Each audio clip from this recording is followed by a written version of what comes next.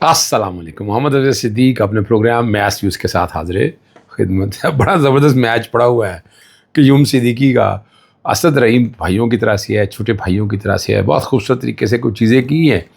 تو جناب ہم تو حقائق پہ اوپر بات کر رہے ہیں.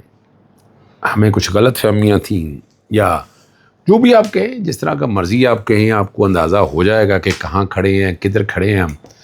تو باتیں بہت سی کر رہی ہیں کہ پنجاب کی بیوروکریسی اور یہ جو باتیں ہیں نا گلف سٹریم اور اس کے کانٹیکس کے حوالے سے وہ باتیں آ رہی ہیں کہیں. اب یہ والی جو بات ہے نا, یہ ہمارے ایک صحافی نے کہی ہے. میں تو گلف سٹریم والے معاملے کو لے کر گیا ہوں, تو آگے چلتے ہیں. ہمارے دو حماد حسن جو ہیں پشاور سے کچھ چیزیں ایسی کرتے ہیں جو حقائق سے ہٹ کے ہوتی ہیں. تو آج ذرا مجھے انہیں بیک فٹ پہ لے جانا پڑا. میں ذرا اس پہ بھی گفتگو کروں گا. وہ 1 کانسٹیٹیوشن ایونیو, وہ جو 2 بڑے بڑے ٹاور تھے, وہ گرانے کا پلان اب آپ کے سامنے آ چکا, اور ایک ایک چیز ساری وضاحت کے ساتھ آ گئی. اپارٹمنٹ مالکان کے حوالے سے بھی اور اسلام آباد ہائی کورٹ نے وہ جو فیصلہ کیا, ذرا اس پہ گفتگو کریں گے. اور اس حکومت کی ناکامی اور نااہلیاں ذرا وہ بھی ڈسکس کریں گے آپ کے سامنے, اور کہاں کہاں ہے. مفتاح اسماعیل نے کہا ہماری اپنی تحقیق بھی ہے جی. اور پشاور کے اندر جو خیبر پختونخوا کے اندر اپنا action in aid of civil power act, کالا قانون ہے, اور اس قانون کے حوالے سے کیا ہوتا ہے.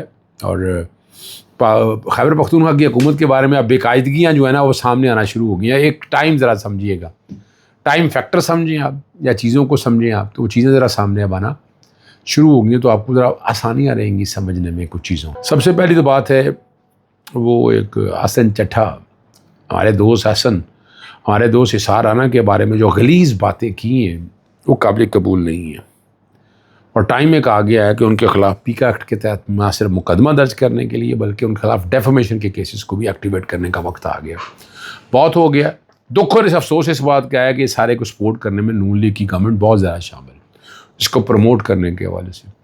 ویسے تو آئرلینڈ میں بیٹھا ہوا تھا, پچھلے دنوں چھپ چھپا کے وہ یہاں پاکستان پہنچا, پاکستان میں پروٹوکول دیا, لیکن اسحار رانا نے بڑے خوبصورت طریقے سے جواب دیا. میری بات بھی ان کے ساتھ سمینا پاشا کے اگینسٹ پہ بڑی غلیظ زبان استعمال, یعنی تھوڑی سی شرم اور حیا ہو.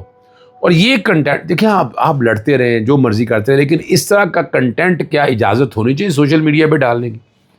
اور کمال کی بات ہے آپ کنٹرول ہی نہیں کر رہے. باتیں تو بڑی ہو رہی ہیں, کیا کنٹرول کر رہے ہیں آپ؟ حکومت وقت کر رہی ہے, سوشل میڈیا پروٹیکشن اتھارٹی بھی بنائی, بہت سی چیزیں, تو کچھ کیا ابھی تک؟ سوال تو بہت بڑا نہ ہے, بگ, بہت بڑا, ٹھیک ہے نا جی. اور اتنا بڑا نہ ہے, اس نہ کو ہاں میں کیسے بدلنا وہ ایک علیحدہ ایشو ہے. لیکن یاد رکھیے گا یہ اجازت نہیں ہونی چاہیے, غلیظ گالیوں کی اجازت نہیں ہونی چاہیے. اگر وہ کر رہا ہے تو اس کو لاجیکل اینڈ کی طرف لے جانا چاہیے. صحیح. میں نے اسحار رانا صاحب کو تجویز کر دیا ہے اور باقاعدہ درخواست اور ڈیفیمیشن کے کیسز کو آگے لے کر جائیں گے. آپ کو یاد ہے میں نے تو پنجاب کی کرپشن بے نقاب کرنے کے لیے جو حالات اور واقعات ہیں وہ میں ہر سٹیج کے اوپر, اور ہارس اینڈ کیٹل شو, ایک یہ ریوالونگ ریسٹورنٹ ہو, یہ گلف ایئر اسٹیم جو یعنی اس پہ میں نے کتنے مراسلے لکھے ہیں اور میں ریٹ دائر کرنے والا ہوں. لیکن ایک عجیب کہانی اسد اللہ نے بتائی ہے. انہوں نے کہا ہے کہ پنجاب کی بیوروکریسی کو ہدایت ہے کہ حمزہ شریف کا کام کوئی نہیں ہونا چاہیے. اور وہ کہتی یہ ہیں کہ مریم نواز کو لگتا یہ ہے کہ انکر محمد مالک کو جہاز سے متعلق خبریں جو ہے نا 2 نام دیجیے, سلمان شہباز اور حمزہ شہباز دیتے رہے, اور مستقبل میں بھی حمزہ شہباز کا راستہ روکنے کے لیے اور کاٹنے کے لیے اب یہی بتایا جا رہا ہے کہ مریم صفدر کی جانب سے پنجاب میں انہوں نے اپنے بہنوئی علی ڈار کو لایا گیا, ٹھیک ہے جائے, تاکہ جب مریم نواز بطور وزیر اعظم مرکز میں چلی جائیں تو پیچھے حمزہ شہباز کے حوالے نہ ہو جائے بلکہ ان کے بہنوئی کے پاس رہے. اور وہ ایک اچھے امیدوار, یعنی یہ کہانی بنائی جا رہی ہے, یہ بتایا جا رہا ہے.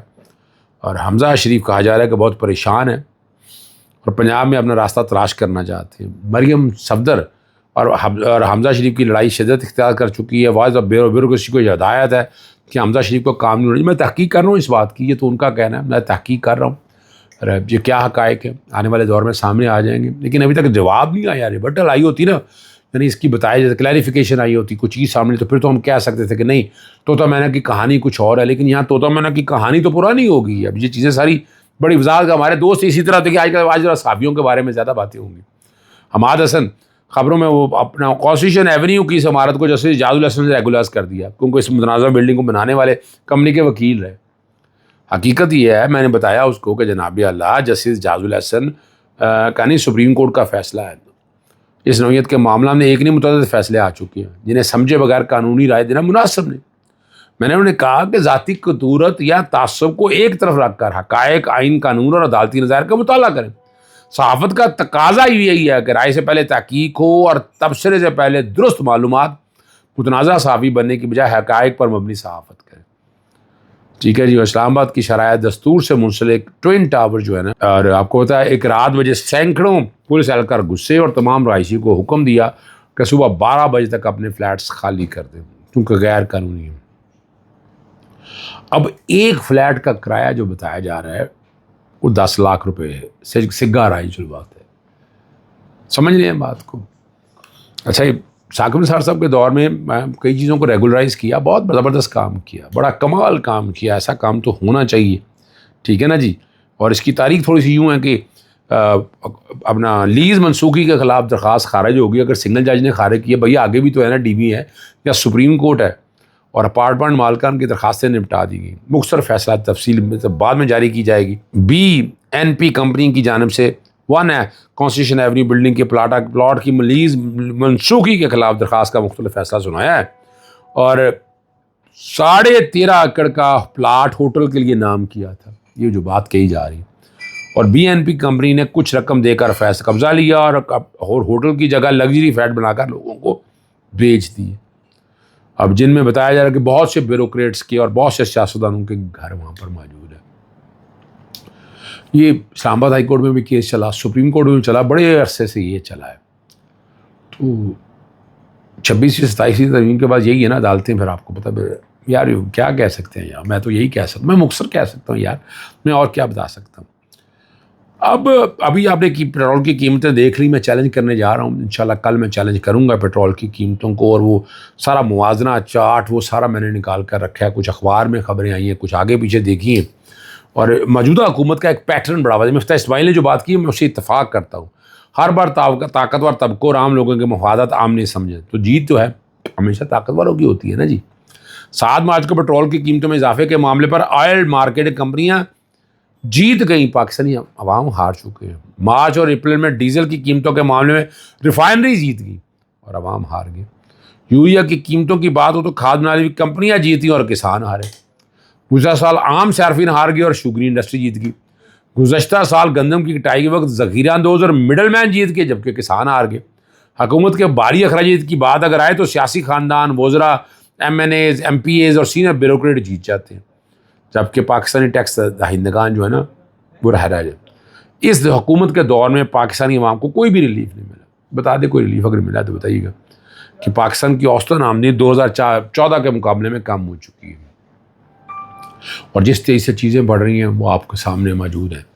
پیٹرول کی قیمتیں اگر دیکھا جائے، میں اس میں کوشش کر رہا ہوں کہ آنے والے دنوں میں EV پیٹرول جو ہے نا وہ اس کو زیادہ لایا جائے، وہ سامنے آئے تو پتہ چل سکے کہ ہم کیسے. اور یعنی پیٹرول کی بجائے میں بیٹری پہ کہہ رہا ہوں تو ہم تقریباً 2 کروڑ کے قریب موٹر سائیکلیں ہیں پاکستان کے اندر، اور 50 لاکھ کا صرف لاہور کے اندر موجود ہیں. تو اگر ساری کی ساری الیکٹرک پہ آئیں تو $6 بلین کے قریب امپورٹ بل آپ کا کم ہوتا ہے. یہ سوچیں گے کس طرح سے اس کو کرنا ہے آپ نے. صحیح ہے نا جی.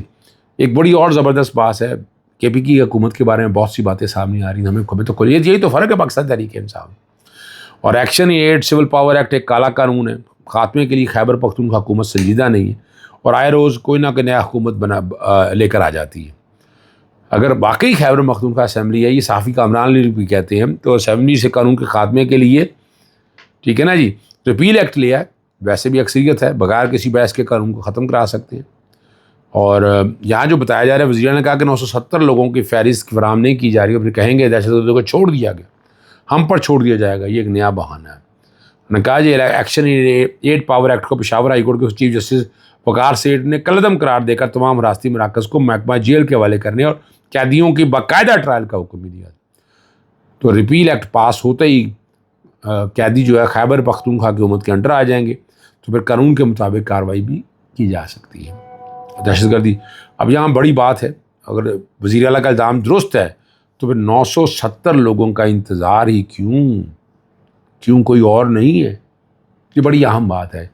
خیبر پختونخوا کے مالی سال 2025 کی آڈٹ رپورٹ میں زکوٰۃ فنڈ میں باضابطگیاں ہوئی ہیں، اور گریڈ 1 سے 17 تک 419 ملازمین 53 لاکھ روپے سے زیادہ رقم زکوٰۃ فنڈ سے۔ رقم تو چھوٹی ہے یار، چلیں کوئی بات نہیں، اب کتنا ہے کتنا نہیں یہاں تو چلیں پھر بھی آ جاتے، ذرا پنجاب کے اندر ایسا ڈیٹا شیٹا دیا کریں، اور عمران خان کی حکومت میں احتساب ضرور ہوگا، یاد رکھیے گا۔ اجازت چاہتا ہوں، السلام علیکم، اللہ حافظ، پاکستان زندہ باد۔